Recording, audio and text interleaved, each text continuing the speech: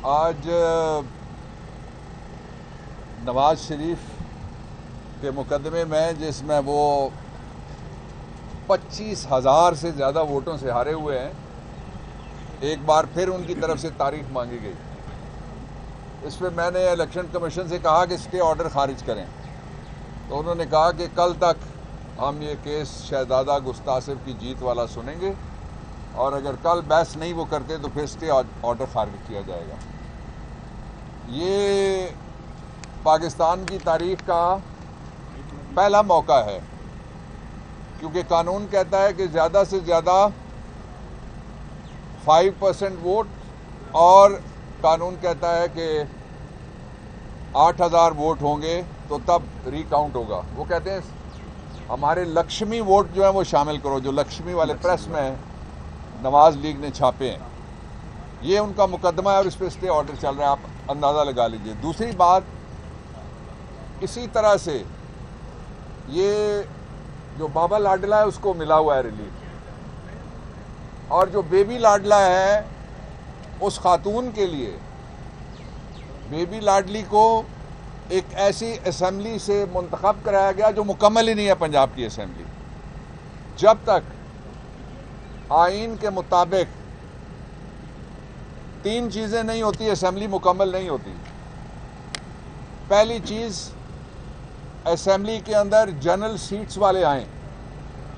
दूसरी चीज़, माइनॉरिटी, ये पाकिस्तान के आइन की तौहीन हुई है। अक़लियतों की नशिस्तें वो अभी डिटर्मिन नहीं हुई।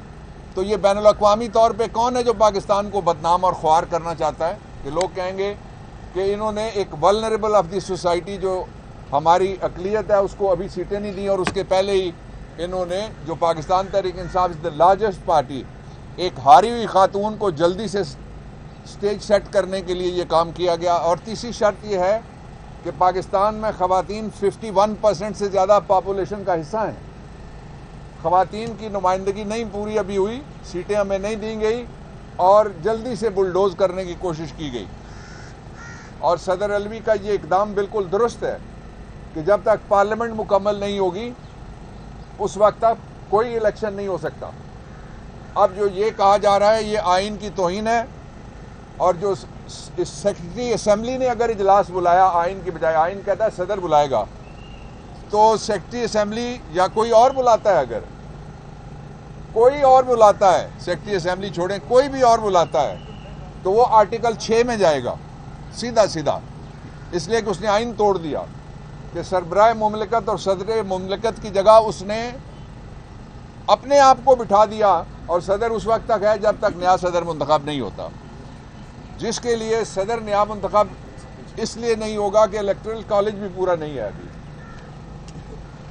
मैं दूसरी बात ये कहना चाहता हूँ आपके सामने कि बाबा लाडला हो या बेबी लाडली, ये दोनों इलेक्शन हारे हुए हैं और भरपूर मैंडेट मिला है पाकिस्तान तहरीक इंसाफ को लोगों की तरफ से। अवाम का शुक्रिया, ख़वातीन का शुक्रिया, यूथ का शुक्रिया। इस चोरी के मैंडेट के ऊपर कोई चोरी हाँ कह सकता है। वो कहते हैं ना, चोर ही चोर को इसने रसाई देगा। तो ये जो चोरी का इलेक्शन है इसके ऊपर कोई चोर ही आके बैठ सकता है। जो शरीफ आदमी है, मुअज़्ज़ज़ आदमी है, साले अमाल वाला है, वो कभी भी चोर को ना रसाई देगा, ना चोर को वोट देगा, ना मैंडेट देगा। ये चोरी मैंडेट करने वाले जो तीसरा है जिसको दोबारा लाया जा रहा है, ये तो कह रहा था कि कर्ज के बगैर मैं चला के दिखाऊंगा। दिखा ना, तू चला के दिखाएगा।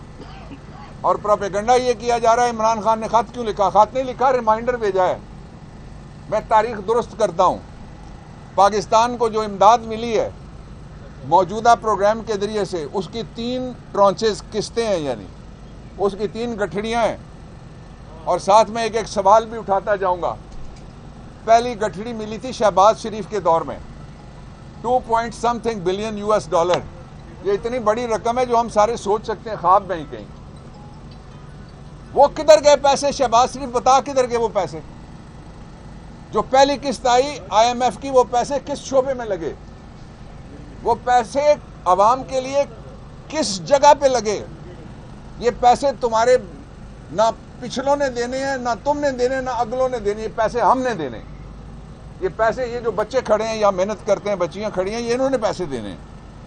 इसलिए बताओ कि जो पहली किस्त आई थी वो कहां लगी है? क्या उससे महंगाई खत्म हुई? नहीं। क्या बेरोजगारी कम हुई? नहीं। क्या इंडस्ट्री चल पड़ी? नहीं। क्या मुल्क की इज्जत में इजाफा हुआ? नहीं। क्या पाकिस्तान का कोई एक शोबा तुम नाम ले दो, उस शोबे को तुमने बहाल किया? आंसर इज नहीं। दूसरी किस्त आई, ये जो आर्टिकल 6 के मुल्जिम है, 5 हुकूमतें बैठी हुई हैं, ये आर्टिकल 6 के मुल्जिमों के दौर में दूसरी किस्त आई।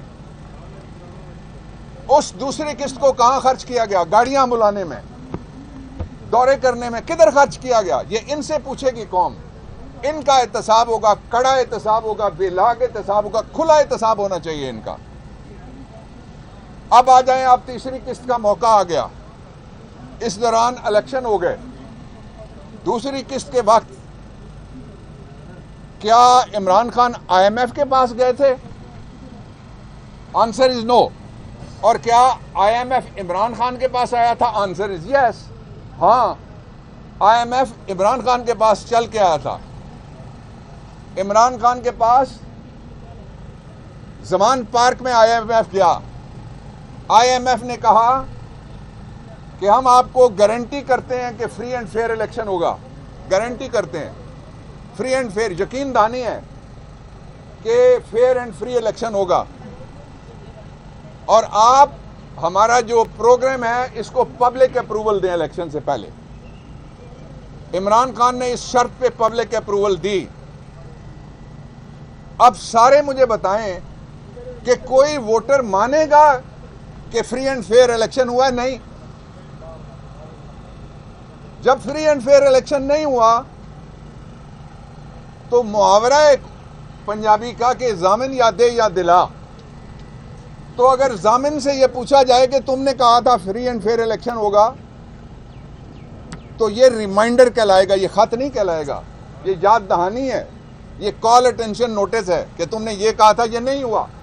इमरान खान सीधा आदमी है, सीधा देहाती आदमी है हमारी तरह से, उसने सीधी बात की है।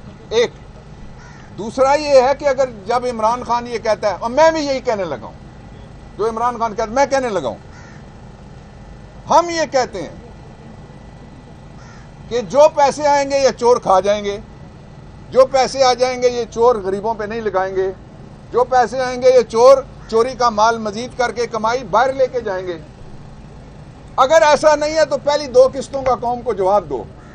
तुम कहते थे कि मैं कर्ज के बगैर चलाऊंगा। कर्ज, हमारा तो मजहब ही ये है कि ये वाला हाथ देने वाला इस वाले हाथ से जो मांगने वाला बेहतर है। और जालिब ने कहा था कि कर्ज से मुल्क भी चले हैं कभी, जिंदा कौमों का ये शुआर नहीं। ये कौम मुर्दा नहीं है, ये जिंदा कौम है। इसके ऊपर जो मुर्दे लाए जा रहे हैं, डाले जा रहे हैं, मुसल्लत किए जा रहे हैं लोगों के ऊपर, उनको कर्ज चाहिए। जो पिछले अगर 2 किस्तों का तुम हिसाब नहीं दे सकते तो इमरान खान दुरुस्त कहता है, मैं उसकी तायद करता हूं कि फिर तुम ये कर्ज जो तीसरी किस्त है ये भी तुम खा जाओगे, वापस हमने करना है, खा तुम जाओगे, तुम्हारी नस्लों की और जायदादें हो जाएंगी बाहर मुल्क से। इसलिए एक आसान नुस्खा ये है कि हमारा मैंडेट, कौम का मैंडेट तस्लीम किया जाए।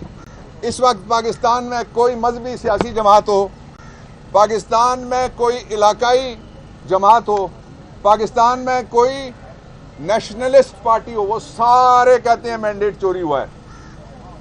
तो फिर जो चोरी के माल के आप ऊपर आके बैठे हैं वो उस पर कब्जा करें, और वो कब्जा जब करते हैं वो जंगल में हो तो उसको आप कहते हैं लादी गैंग,